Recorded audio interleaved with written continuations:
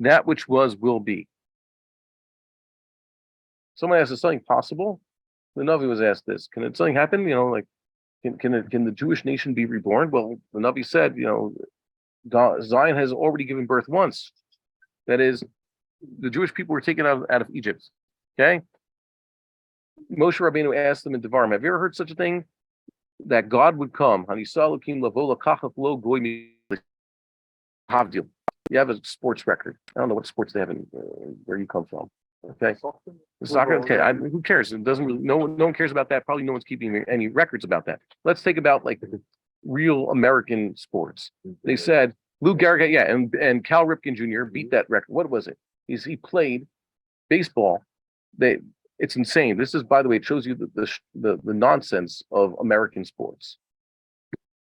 American baseball players, professional baseball players on the highest level, play a 162 game season.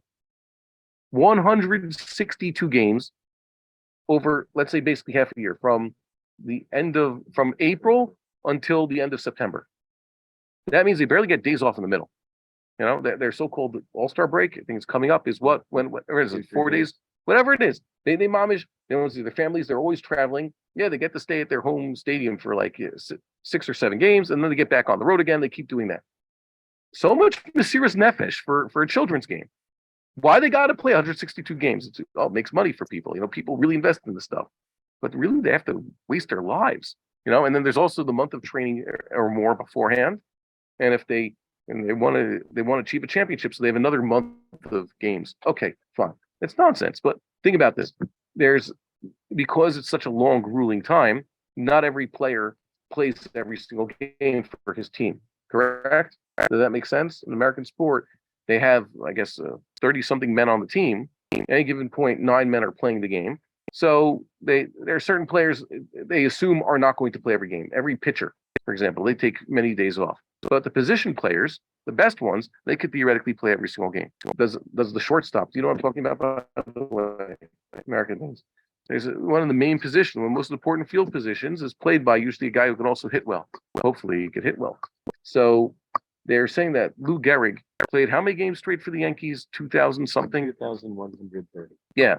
So he managed to play in 2,000 straight games for his team. That's over the course of more than a decade, obviously. So his team played. He's always in the game. Doesn't mean he started the game, but eventually they substituted him into the game also.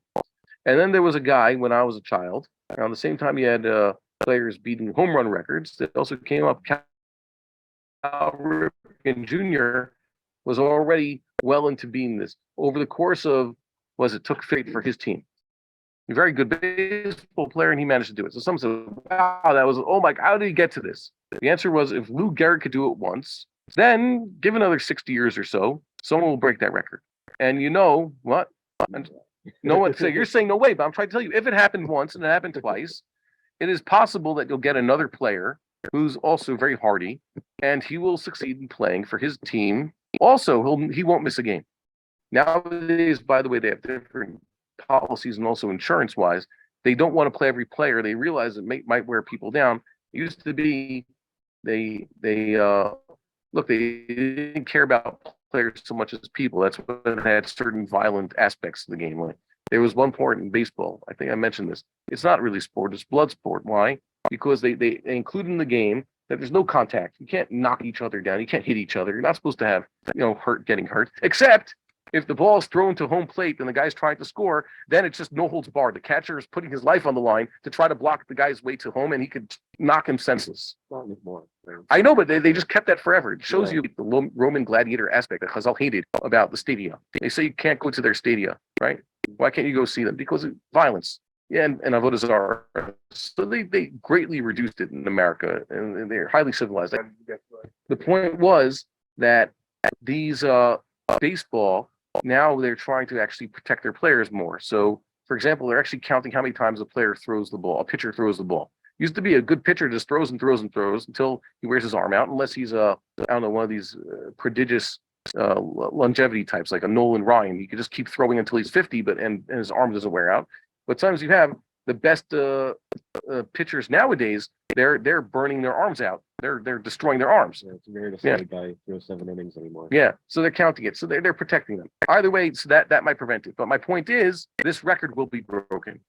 It might take 70 years or so, just like a home run record or straight games played record.